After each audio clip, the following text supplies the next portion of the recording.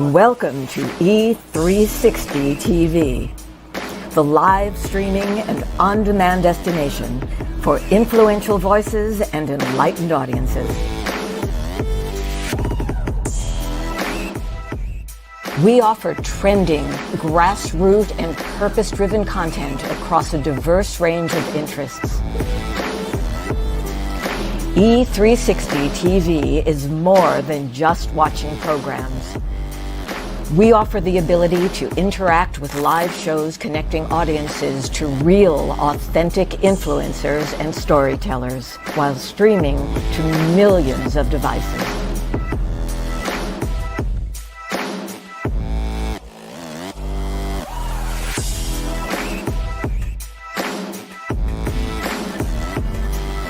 Real experiences.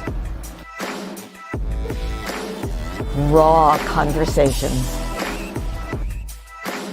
One destination for it all. E360 TV. Hello, hello, hello. I have a question for you. Have you ever felt completely lost? You know, seeking purposeful direction that could and should propel your mission within your divine journey to that next level, but still it hasn't happened. Well, my name is Lauren Michaels Harris, and I'm the founder of P3, the Journey Series. People come to me because they're wounded. Many are scared, and even there are those who are bruised simply because they feel that they are increasingly, for whatever reason, losing their ability to dream. Now, this P3 program is not for a person who's just looking to start a business, no, but rather for those of you out there who have been on your journey and you've been navigating within your divine purpose, but you still desire to elevate to that level that you have not reached yet. If this is appealing, if this describes you, then I want to have a chat with you. I want to hear your story.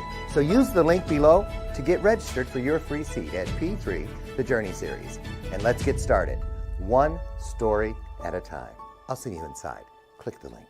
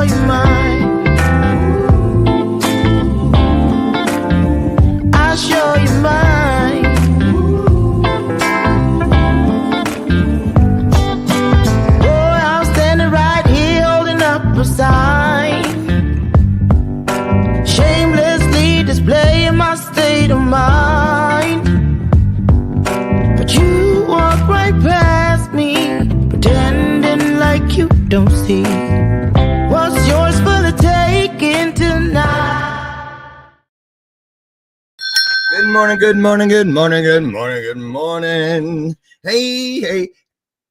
Oh, it's a beautiful day, y'all. It's a beautiful day. Welcome to today's installment of Bathrobe Moments. I'm your host, Dr. Lauren.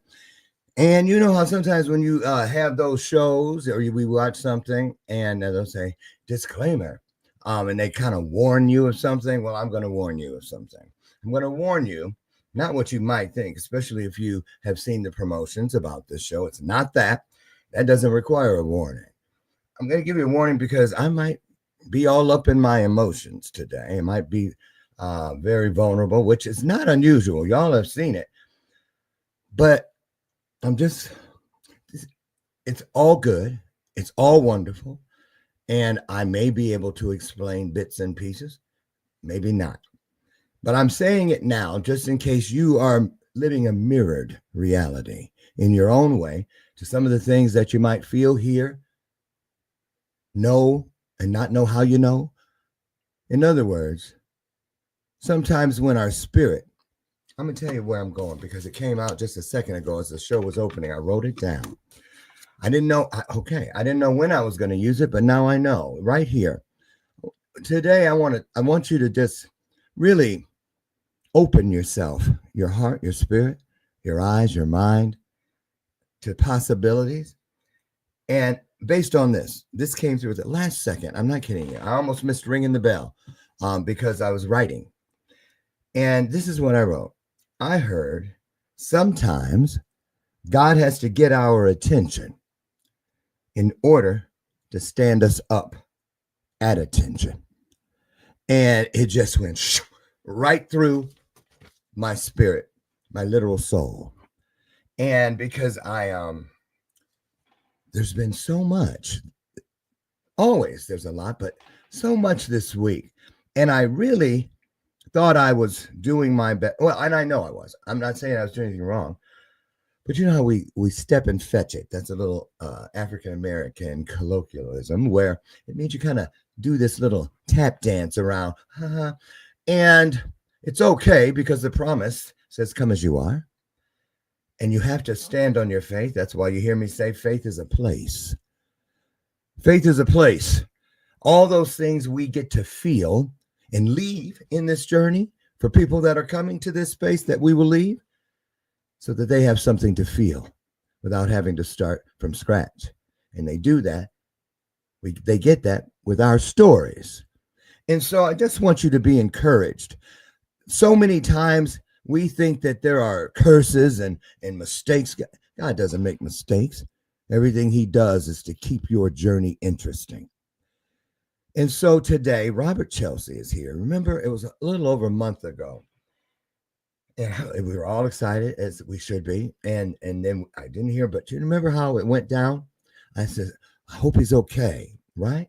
And it set a precedence because it's happened twice since Robert. And immediately it was the go-to. And I just want you guys to sit back. First of all, be great stewards. Be purposeful. And share this broadcast out. Bless people in the way that you would like to be blessed. This story exists. I say this to people. This is what I always remember. I remember when I was trying to get out of why me? What did I do to deserve this? So that I could one day hopefully get to the place where I changed it out to, now what must I do to preserve this?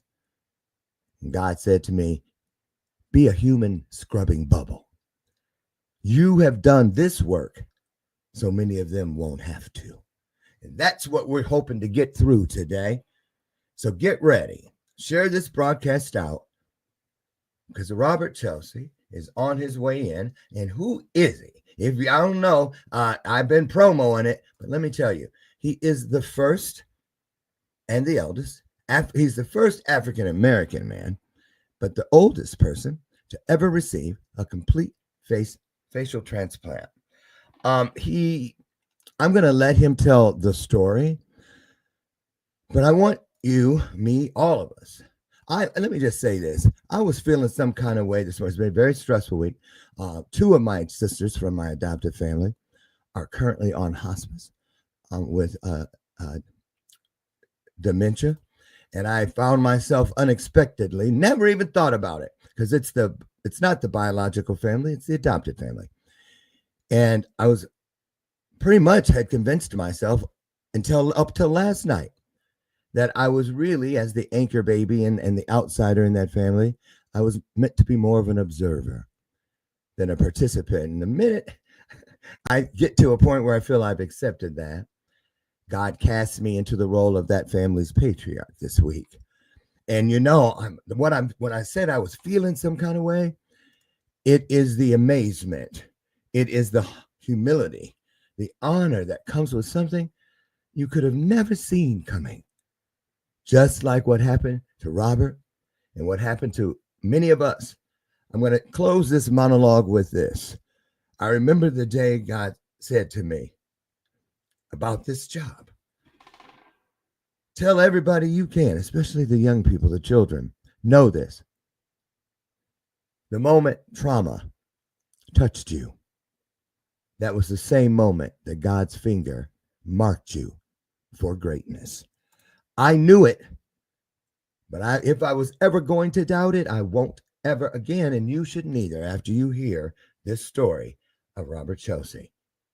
Get ready to have your life changed, because here he comes, you guys. Put some hearts on the screen and welcome him to the show.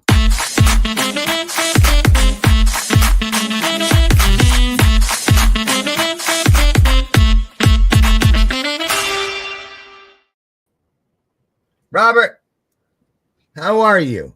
Hi, I'm doing good, Dr. Lauren. Thank you for asking. Thank you for having me. Oh, I have been looking forward to this. I want to start by saying this to you, and it just came flooding back in again. Boy, when God, Spirit, whatever you believe is greater than you, and He gives us the resources and the grace to refer to Him in any name we want.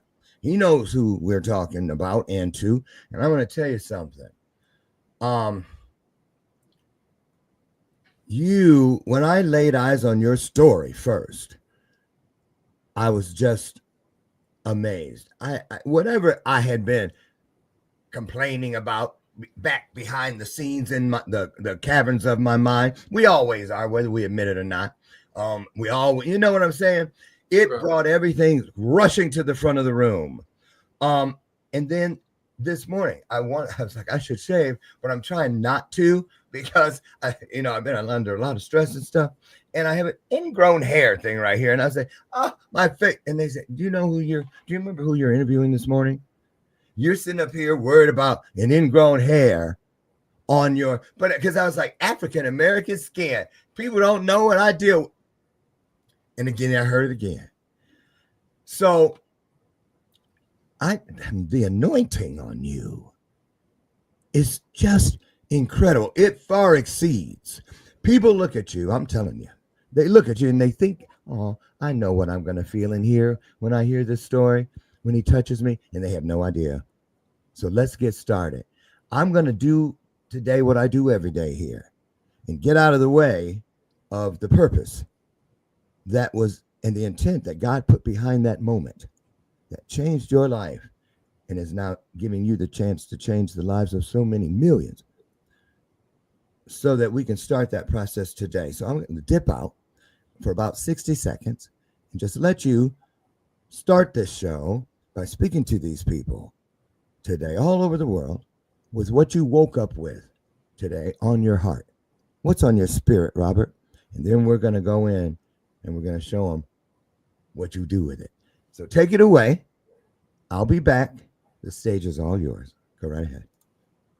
I've never been asked to share, at least I don't recall, how I woke up that morning and what was on my spirit.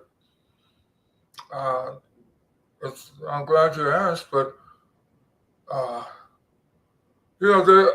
diaspora, I'm referring to our disabled diaspora, which is everywhere in every country in every corner of our earth.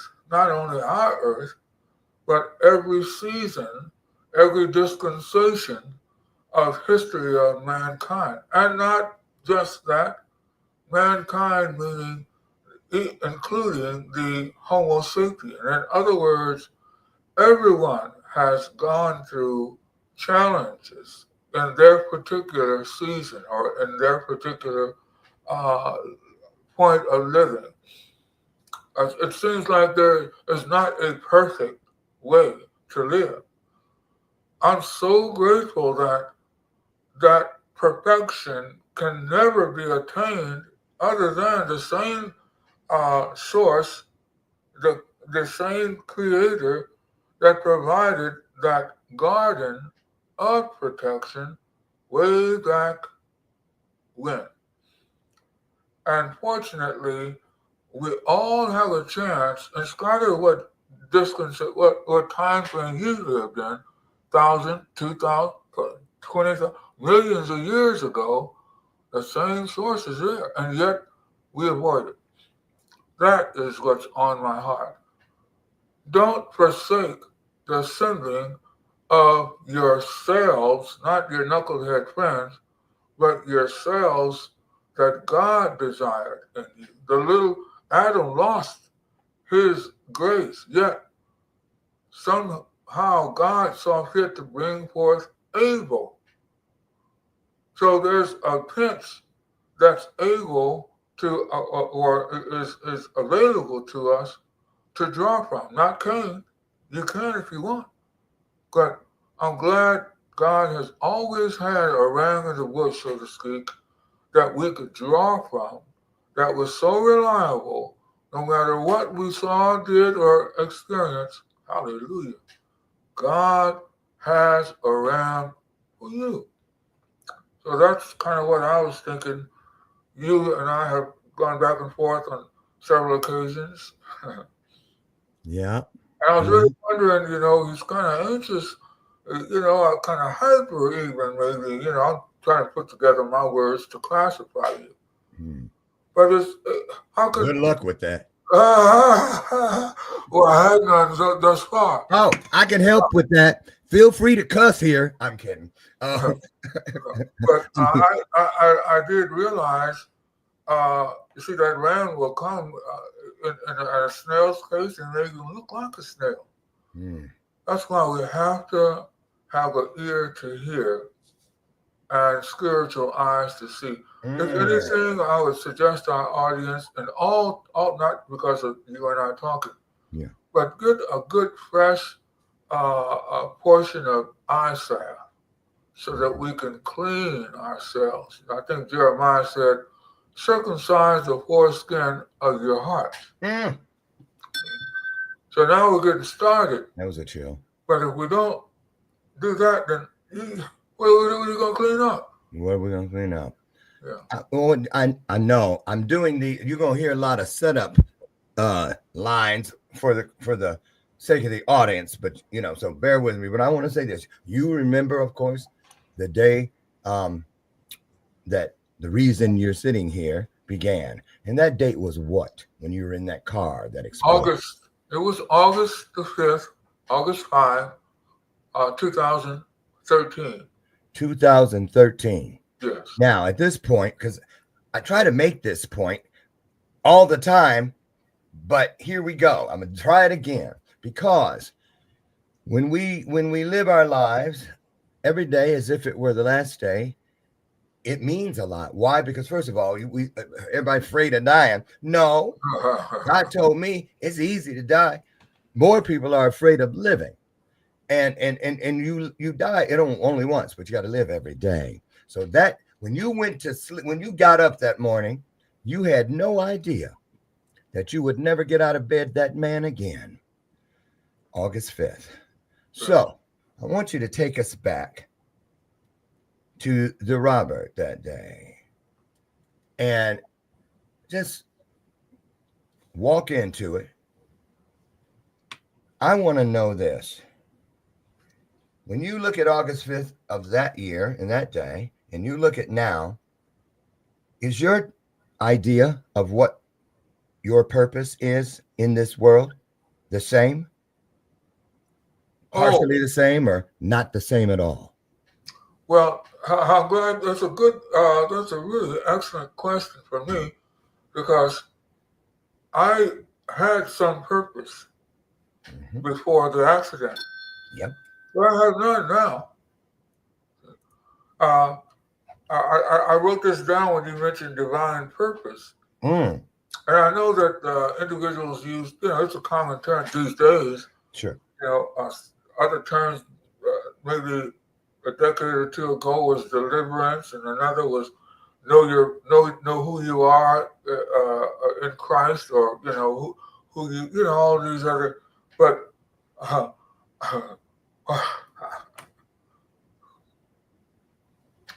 how are we going to know who we are spiritually? Right. And we're not spiritual. Right.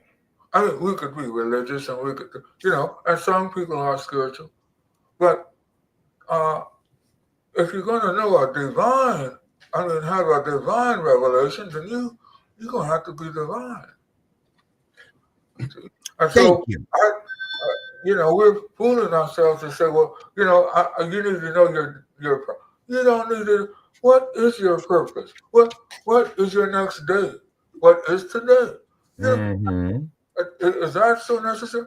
Hey, David, you out there caring for the sheep all day, all night.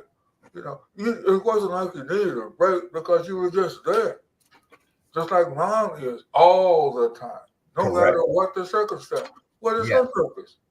It's to keep on loving, keep on caring, not because it is what she knows as a purpose, but God designed her that way. Mm-hmm. Now we flow into it. However, as we flow, I know psychiatrists are not trying to do. All I'm saying is, I'd rather count, as Paul said, count it all as dung. Why? Because That there's part. excellency that I unless you've been holy before, how are you going to know how to be holy? Mm-hmm. So there's got to be a standard by which instructions, viable, solid, verifiable instructions are given. And that's the Word of God. Mm-hmm. When it is properly interpreted. Mm-hmm. Mm-hmm. So how is she going to have any wise decisions to do whatever or go wherever we want to go unless we, number one, have the knowledge of it, and I'm talking a spiritual knowledge. And once we have that knowledge, then we must learn how to properly apply that knowledge. Now we get to wisdom. So unless you got all this knowledge, I think Paul told Timothy, some people going to forever learn and never come into the knowledge of the truth. So, so we're talking about divine purpose, and we're not supposed to hear divine. Yeah. We're going to talk about wisdom, and we don't have very clear knowledge of whatever it is. And then when you properly apply it, that's gonna take a whole lot of not just adjustments for me, but it's gonna take ear to hear from God. Yes.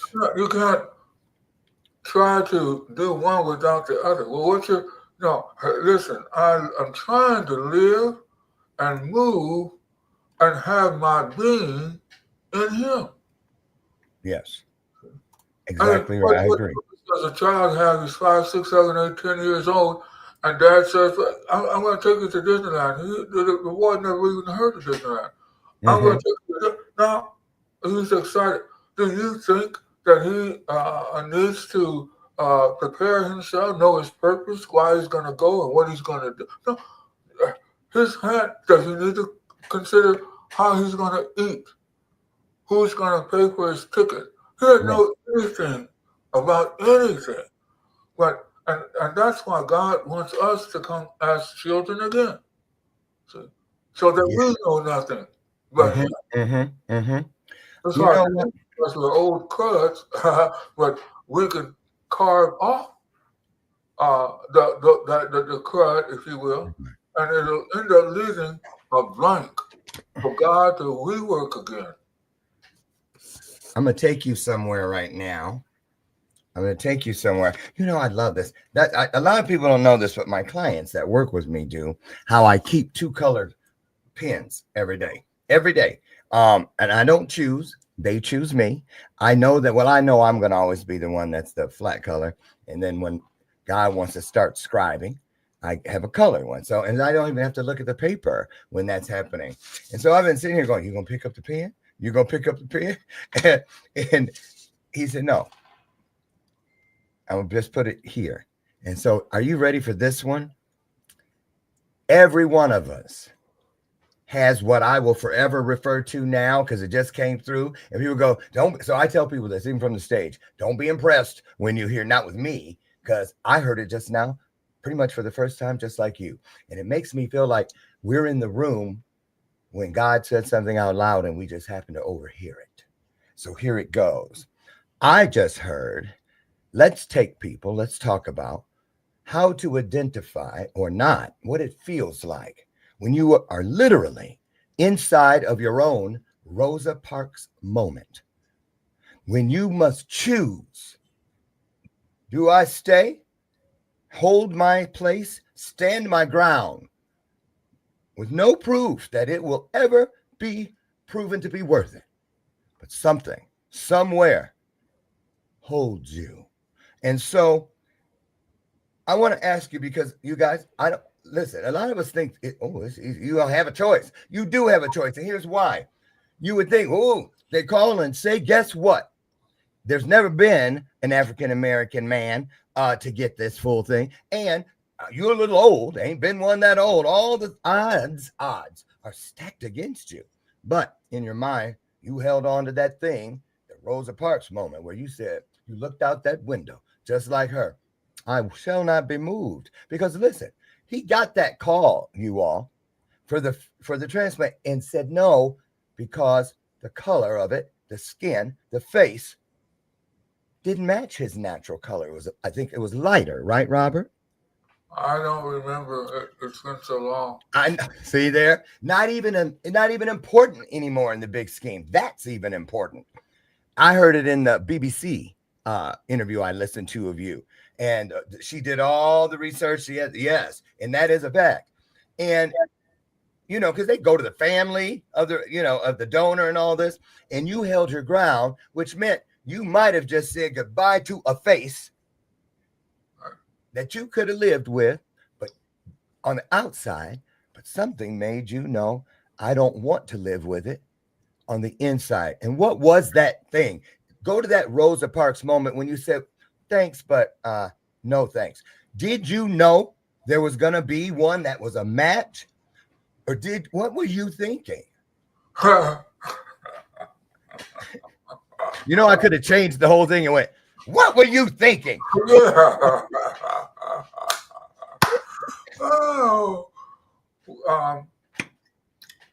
My godson, he's in New York, and we talked about it a while. But Job said, I know my Redeemer lives, and I shall see him in the last days. Then he said, though these skin worms destroy this body, yet in my flesh I'll see him. Now, Job didn't really have to make that decision. Right.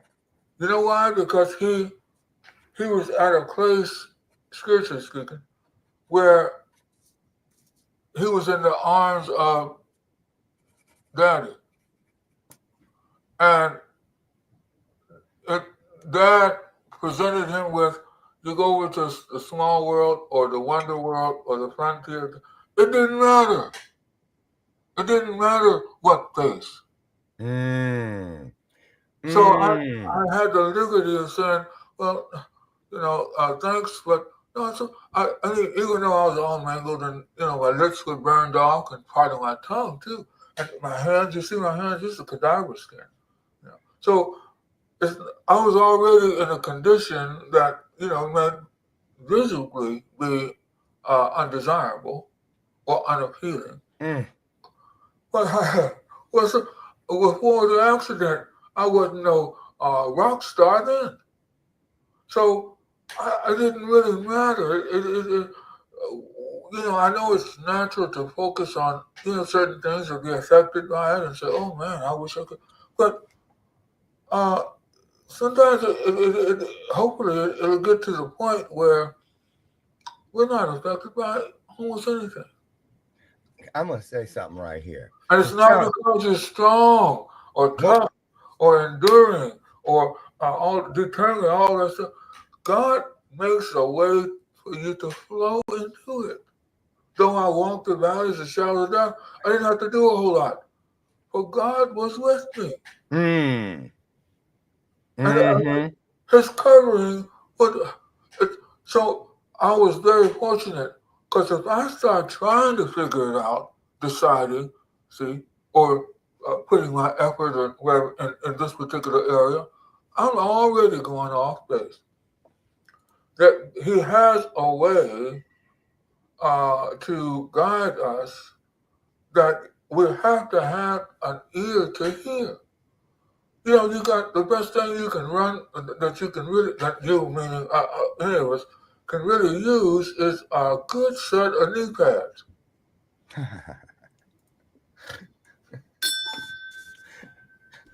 I'm writing that one down. You know, here's the point. This is a teaching moment, right here. And thank you, Charles Maddox. He said, you know, he's like, what's the backstory? What's the backstory? And we do need backstory. And we touched on it. It's in the promo stuff, but we started with the antidote. We started with, you know what I mean, with the thing that is going to be here all the way through and beyond. But we go back. He was in an accident, right? But this is on purpose. See, track it, stay with me, pick up what I'm dropping. And sometimes, you know, there's no arrow pointing in any direction with spirit-filled moments. Omnipotence is just that. It starts where it needs to, because it's going to lead us where it needs to. But we're going to do that. He was in a car. It blew up. Yes. He couldn't get out. And 96% of your body, I believe. Well, what was the number? You pick it, because everybody uses 45, 35, 50, 60, 70. Who knows? Again, right. You know. See? Yeah. So yeah. Yeah. As if it was 50, that would be, well, that ain't so bad. You know what I'm saying? See, it's perspective. You know what I love about you? One of the many things already, and we already agreed. We know we're gonna know each other for the rest of our days. We know this. We said it this morning. Is this what I look at? It makes me always look at people like you, like, what does it look like from inside there? What does all this look like? Because it has to be an anointed lens. I believe you look through your own form of insight. You see what I mean? There's no way you see what we see. And it's just like, it makes me seek harder so I can find it. And I'm promised I will. I want to ask this. I'm going to say this came out. What do you think about this statement, Robert? When I asked you about the decision, keep the face, not the face, wait on the face, because you didn't know another one would come that would match. You had to decide, if this is it, this is it.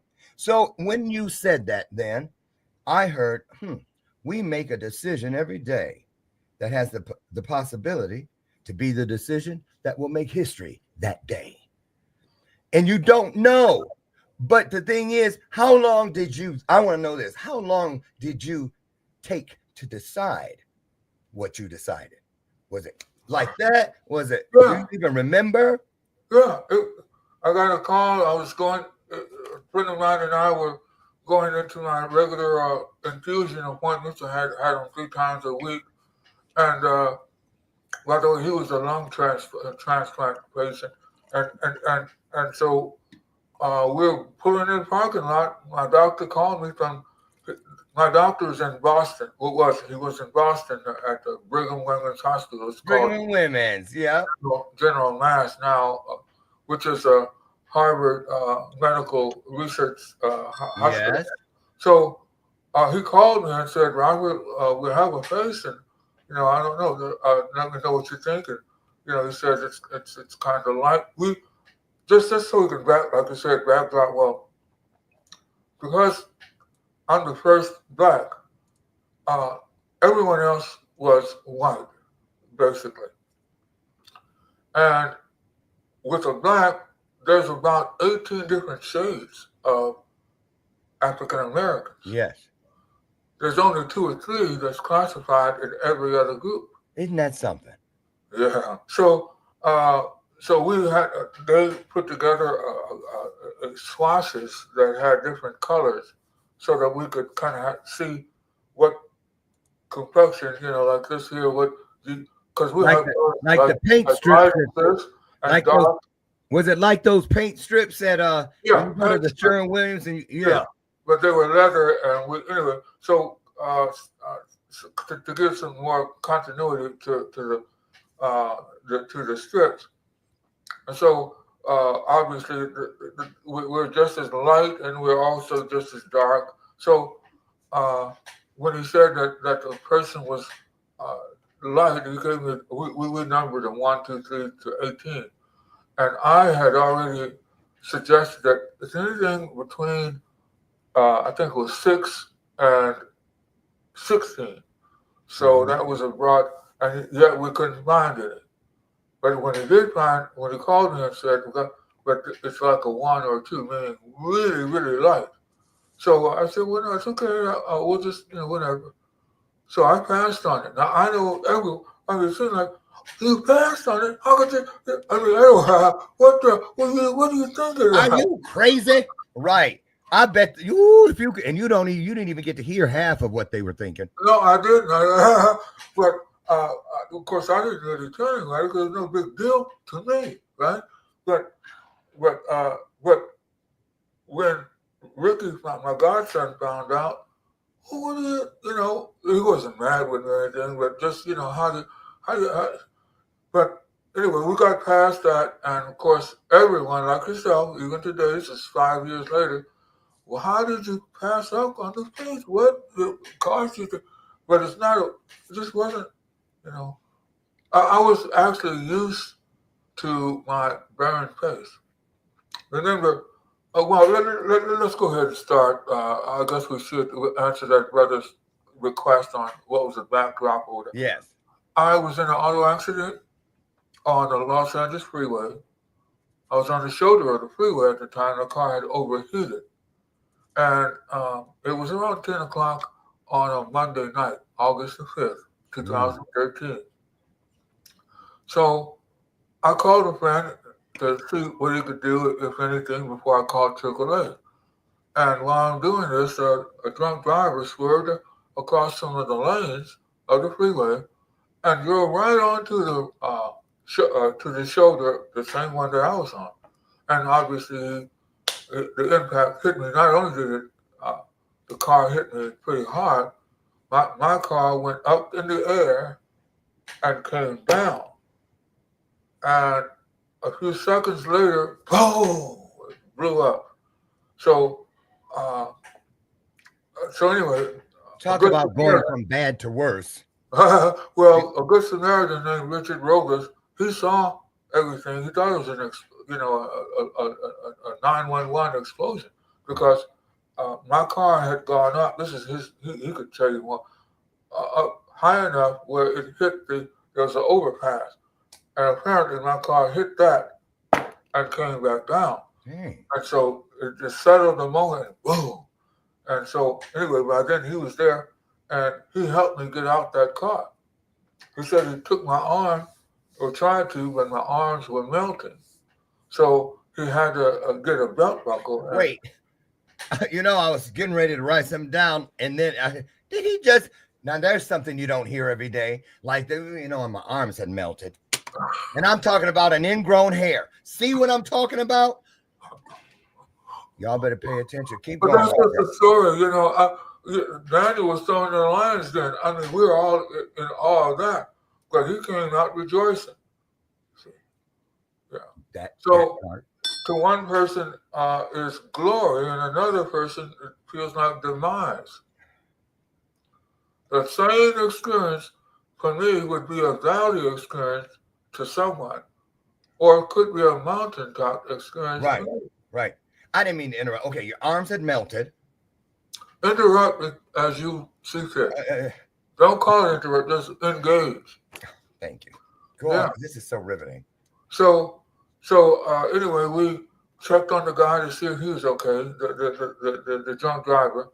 He had 3 DUIs, by the way.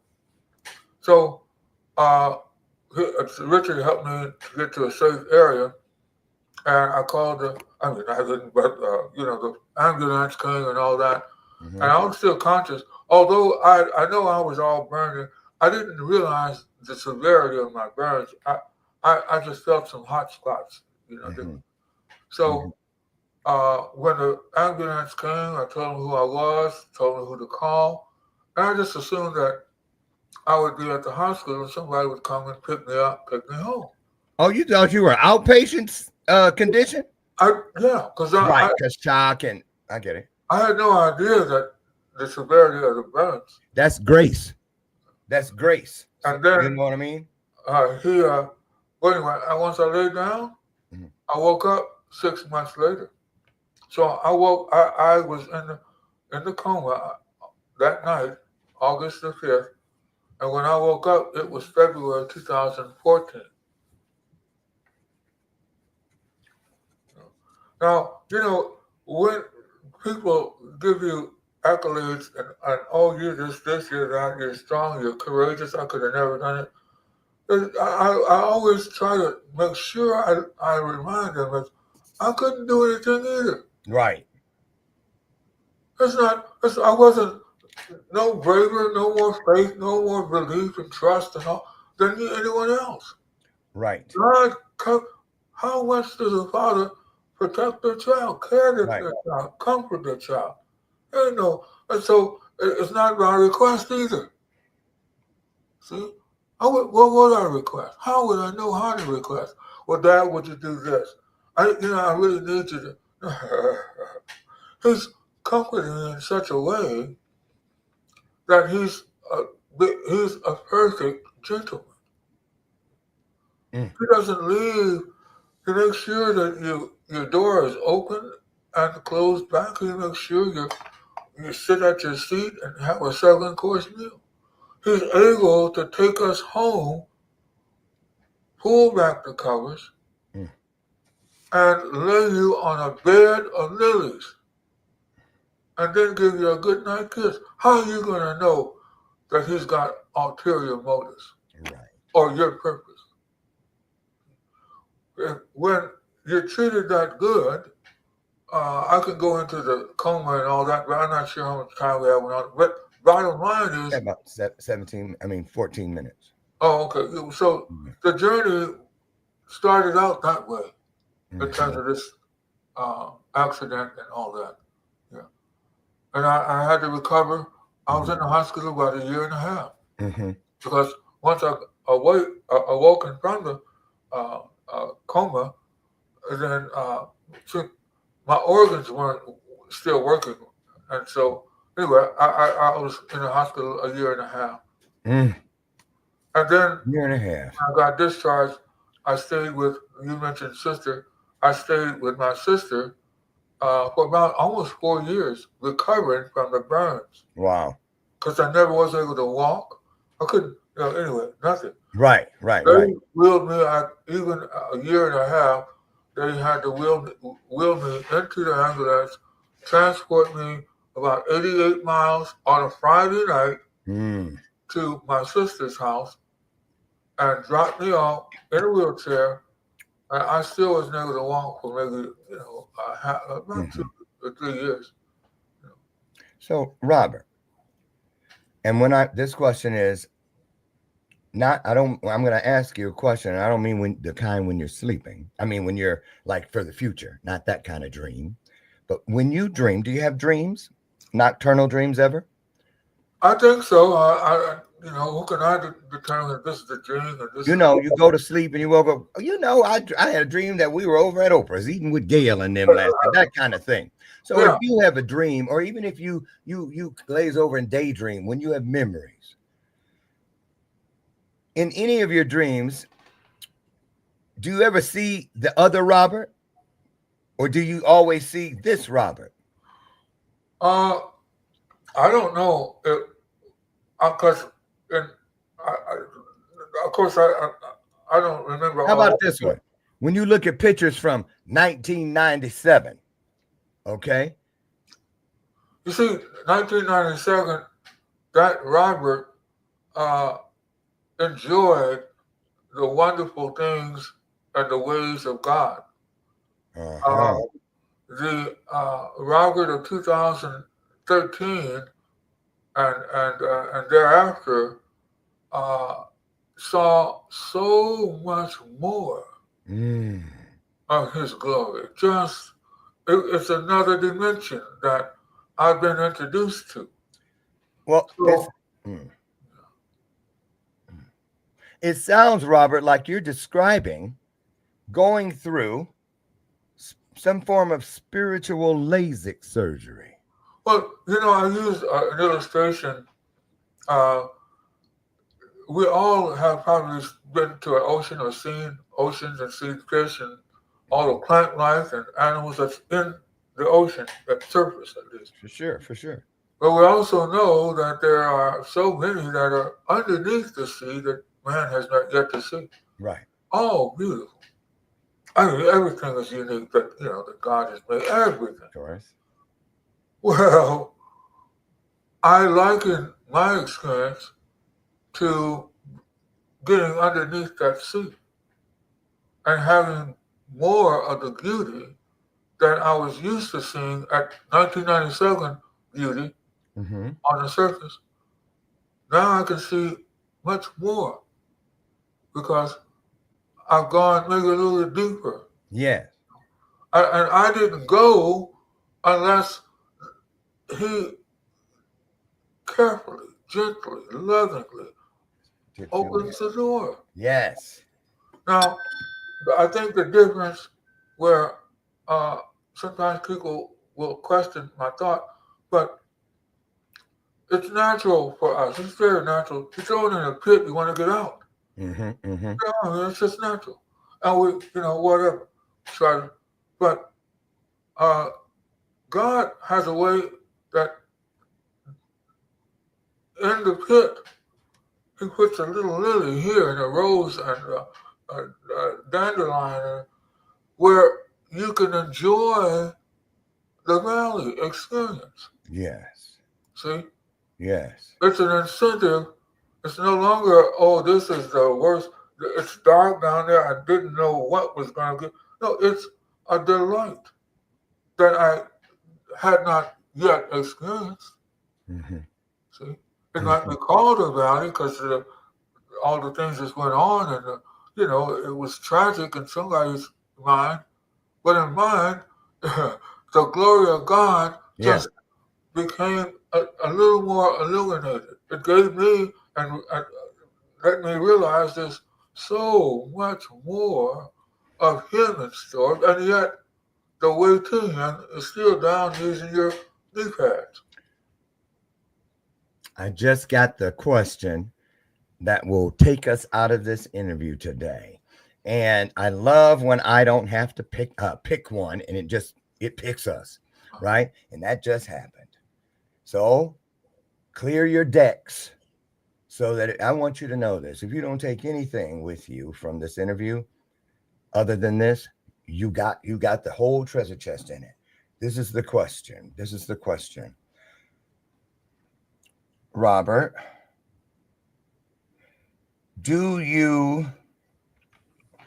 I'm supposed to hold it for a second. Something else you got to speak to real quick. So there's two pieces here real quick. What do these four words mean for you when you hear someone talk about taking things for granted? Do you ever do that? Did you ever do that? Of course. Of course, we all do. And how do you feel about that? It's okay. It's natural. It's not sinful. Nothing about it is necessarily negative. Right. It causes us to learn from it. We have fingers, we have toes, we have the ability to stretch out. Why not do it? You take certain things for granted. I would hope that that you when you're going to Boston or you come back, that your house will be there. Yes. Yes. Okay. So why did they put another piece in front of it real quick? I was like, what? I was like, my ADHD, I might forget the other half, but I didn't. So taking things for granted. I heard this. If you want to be able to handle this part that's coming up, you don't take things for granted because you acknowledge them through gratitude. I tuck every day in at night. I read it a bedtime story, if you will, from the book of gratitude from that very day, right? Because when you don't take things for granted, you will never forget or doubt or challenge the promise that guarantees this. No matter what it looks like, even that day on August 5th, God promises never to give us more than we can handle. So whatever you are looking at, whenever you are looking at it, your August 5th, know this. You are more than a conqueror. Just know this. It is there because it's a part of your story, right? These are the moments, how we deal with them, that provide the ground that literally seals our stories in the hallways of history. Well, it's an interesting comment. I see maybe a variance of that because I don't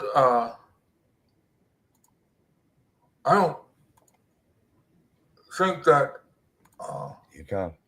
I'm trying to establish history.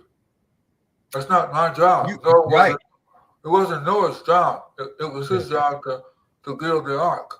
You didn't make history. The decision on how you were going to handle it and what you choose to do with the reality of it is what makes history. That's what makes history. It really does. Yeah, I won't dispute it.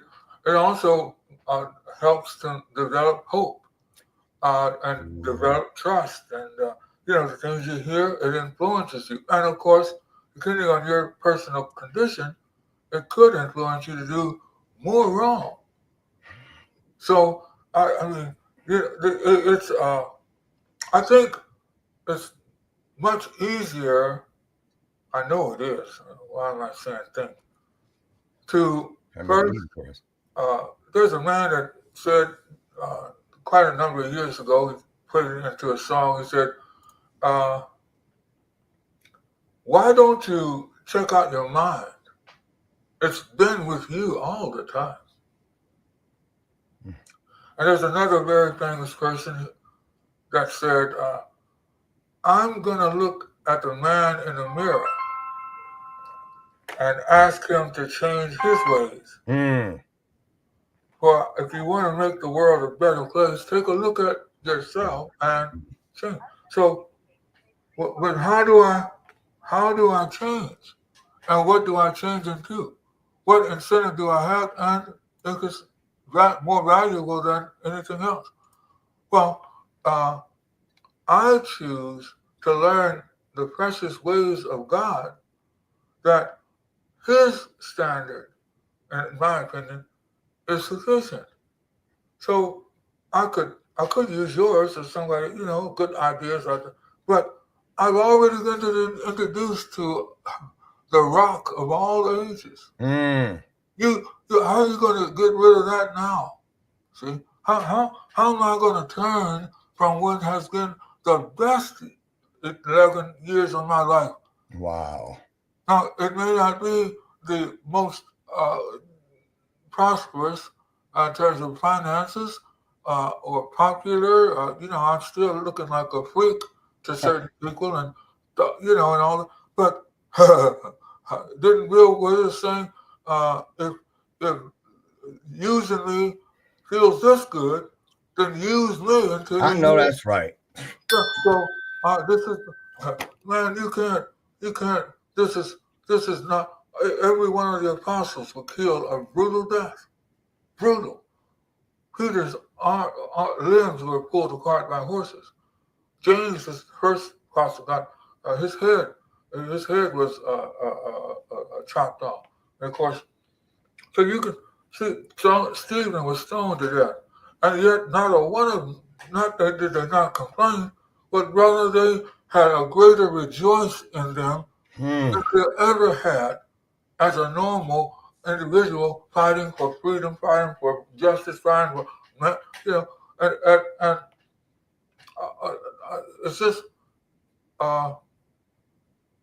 we can look at, anyway, so I'm just saying, let's decide if I want to be holy. Yeah. And I know with Sean Thompson, I think I would like to just make sure that, because my most important revelation was after I realized that my lips were burned off and all the conditions, that I started asking God, well, what, you let my lips burn off. I know you allowed the car to, because you could have let the car swerve around me, and I was right. Yeah. Why at that precise moment? Why Yeah. not? Right. Why indeed? Well, I didn't ask why, because That's what we would be saying. Well, sometimes, yeah, but I don't know if you would. I'll tell you why. Really? No, because I was treated so well. God covered me. He comforted me. He fed me with, so if you're in that circumstance, He feeds you too. So, but in our imagination, of course, we would be, oh no. But so as a result of me concerned about, well, how do I share your word now? I mean, I certainly can't do a song and dance, and I can't conduct a Bible study because, I can't hardly even, I'm struggling now with a new face and lips, So I asked him while I'm airing out or venting, I heard him say kindness, the word kindness. And boy, now others might say, well, yeah, you were already a kind of nice guy, do this and that. God wasn't talking about me being a nice guy. He's talking about come up higher. See? Step my game up. See? He wants a holy people, not just a nice group of kind, human, empathetic. No, who can? You got enough of that? And you see what's good is, because you can't consistently be that way. Nor can I. However, I can, in pursuit of Christ, do all things. There you go. So we want to disqualify. He's not going to give you more. There's many who can't handle nothing. But, and you don't have to, because you ain't trying to go nowhere. That's right. But when you have a heart to serve God, man, I mean, serious, then, yeah, now He won't give you too much than you can handle. That's right. There it is again. Yeah. I want to say this as we close out today, you guys. And we probably go a little bit over, and I'll get a whooping for it, but you know what? It'll be a good one. So there you go. I want to leave you with this. How we handle things when they show up is how we prepared before they showed up. Yeah. You see what I'm saying? If you wait until the blizzard to go out and get a coat, what you think's going to happen? If you wait until you're in the middle of a rainstorm to go and get yourself an umbrella, what do you think's going to happen? Yeah. So remember this. Build your hedge of protection. Build the bridge to understanding. Remember that faith is a place. It'll be there the moment you need it. Now, you can start working on that right now. From this moment forward, don't you dare ever sit somewhere and just be occupying any old space. Make wherever you are sacred space. Convert it. Don't go and meet people. Robert and I will never be good friends. We will always be blessed friends. And when we leave this world and we look over there at all the things, I don't want a mountain of fond memories. I don't care if it's one. It will be a divine memory because I order it to be that. I choose it to be that. Yeah. So remember this. It's easy to die. He could have just been gone. We only die once. But remember this. We have to live every day with whatever every day brings. Thank you for the example that we can do it, because just last week the download came, and that's what we're going to close on. God told me, Lauren, I don't test you. I don't test you because I don't think you can do something or handle it. I already know. I test you so that I can literally push you into the self-realization that you can handle everything. Take that with you and hold it close. You just might need it one day. Robert, I honor you for so many reasons. So many reasons. Keep doing it. Keep growing and keep showing others. Okay? Thank you very much for all your time. Thank you. Thank you. You guys, I have dropped the links inside of the comment section for easy access. DonorsDream.org. Start there. That's his passion. That he's going to tell you that. I already know he was going to do that. Say, oh, don't go to my site. Go there, because we have work to do. All right, Robert, if you ever want to come back, or if there's something we can do to help facilitate what you're doing, all you have to do is ask. Okay? Thank you very much. Oof, thank you. You know what? You guys get out of here and make it the best day ever. Find an E and an R and take all the things you already are to the new level. Great to greater, bright to brighter, strong to stronger, bold to bolder, and my personal favorite, kind to kinder. Do that and watch what happens. Now get out, and I will see you Monday, God willing. I'll be over on the front porch at 8 a.m. Central so we can do this all over again. Now don't you let my screen door slam on the way out. And remember, Dr. Lauren loves you, and there ain't a damn thing you can do about it. Bye, you guys. Robert, take care. God bless you. Thank you. Bye, everybody.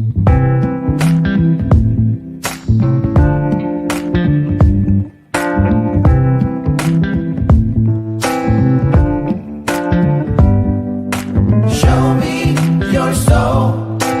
Baby, I'll show you mine. Show me your soul. Honey, it's way past time. How expensive do I have to be? Need I spell it out before you get it, baby? Show me your soul. And honey, I'll show you mine. I'll show you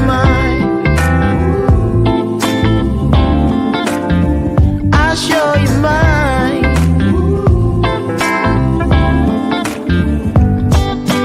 Oh, I'm standing right here holding up a sign.